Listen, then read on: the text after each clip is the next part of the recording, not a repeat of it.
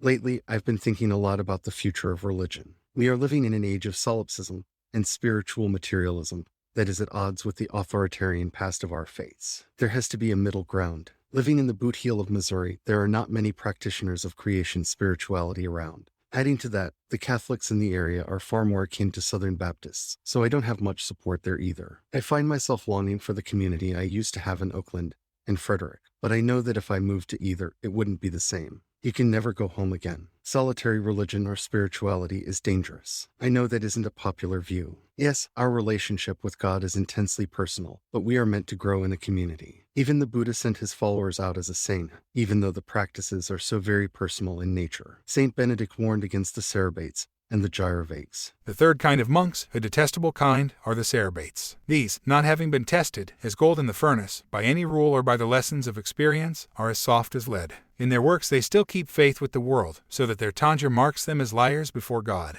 They live in twos or threes, or even singly, without a shepherd, in their own sheepfolds and not in the Lord's. Their law is the desire for self-gratification. Whatever enters their mind or appeals to them, that they call holy, what they dislike, they regard as unlawful. The fourth kind of monks are those called gyrovags. These spend their whole lives tramping from province to province, staying as guests in different monasteries for 3 or 4 days at a time. Always on the move, with no stability, they indulge their own wills and succumb to the allurements of gluttony, and are in every way worse than the cerebates. Of the miserable conduct of all such it is better to be silent than to speak. We don't want to have nothing but our own desires be our rule for life, and we don't want to be unstable, wandering around indulging our own will. These ideas may seem strange to a secular mind, but even secular society looks down on anarchists, hedonists, and hypocrites. I don't want to merely be trying to sate my own desires, nor do I want to simply substitute my desire so what is best for me and society as a whole. The origin of this desire. As we practice our faith, we grow in awareness of the interdependence of all things. As we watch the effects of our actions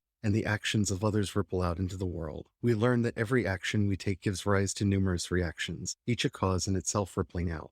We also learn that we are often not the best judge of the effects our actions will have. This is where community comes in. The power of community. Knowing this first, that no prophecy of the Scripture is of any private interpretation. Why did Peter say this? Because private interpretation can be dangerous. Remember the Branch Davidians, Heaven's Gate, and Jim Jones. These private interpretations were accepted as the truth in an environment of skepticism, and questioning was actively discouraged. This is my main issue with how the Roman Church deals with doctrinal issues. We are not meant to submit to the authority of humans, but to the authority of God. Remember what Paul said. Wherefore, my beloved, as you have always obeyed, not as in my presence only, but now much more in my absence, work out your own salvation with fear and trembling. So we are to work out our own salvation, but not through private revelation. How do we do that? I think the Quakers came up with a good system of group discernment, but again, it requires a group. But remember that our seraphic Father Francis said that we should never submit to anything that violates our conscience. That is the middle ground, communal discernment, and individual conscience. We need to build our communities, but never allow tyranny to get back in. As we discuss the role and how to build a good community, this is a starting point. What do you think?